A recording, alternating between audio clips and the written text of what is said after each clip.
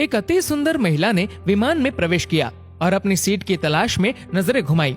उसने देखा कि उसकी सीट एक ऐसे व्यक्ति के बगल में है जिसके दोनों ही हाथ नहीं हैं। महिला को उस अपाहिज व्यक्ति के पास बैठने में झिझक हुई।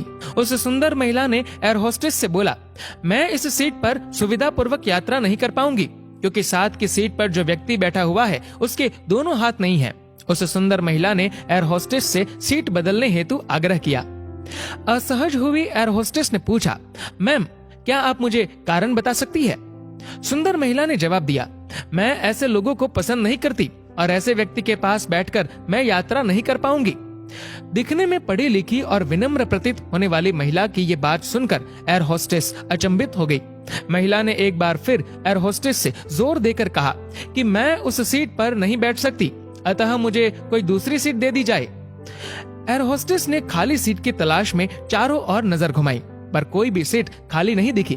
एयर होस्टेस ने महिला से कहा कि मैडम, इस इकोनॉमी क्लास में कोई सीट खाली नहीं है, किंतु यात्रियों की सुविधा का ध्यान रखना हमारा दायित्व है, अतः मैं विमान के कप्तान से बात करती हूँ, कृपया तब तक थोड़ा धैर्य रखे।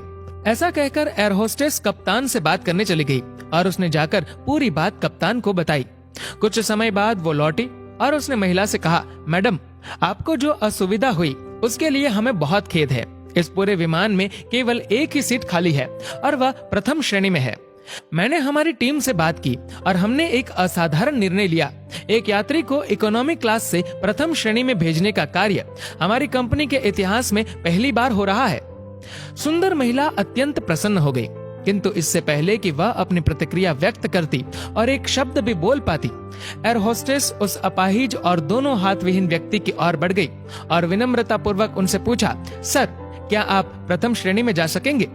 क्योंकि हम नहीं चाहते कि आप एक अशिष्ट यात्री के साथ यात्रा करके परेशान हो।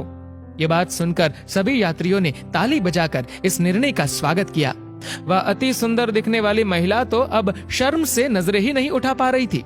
तब उस अपाहिज व्यक्ति ने खड़े होकर कहा, मैं एक भूतपूर्व सैनिक हूँ और मैंने एक ऑपरेशन के दौरान कश्मीर सीमा पर हुए बम विस्फोट में अपने दोनों हाथ खो दिए थे।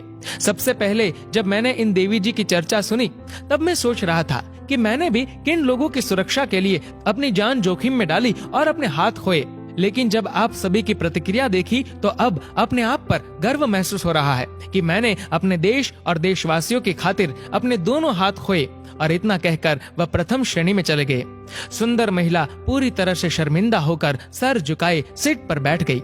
अगर विचारों में उदारता नहीं है तो ऐसी सुंदरता का कोई मूल्य नहीं है।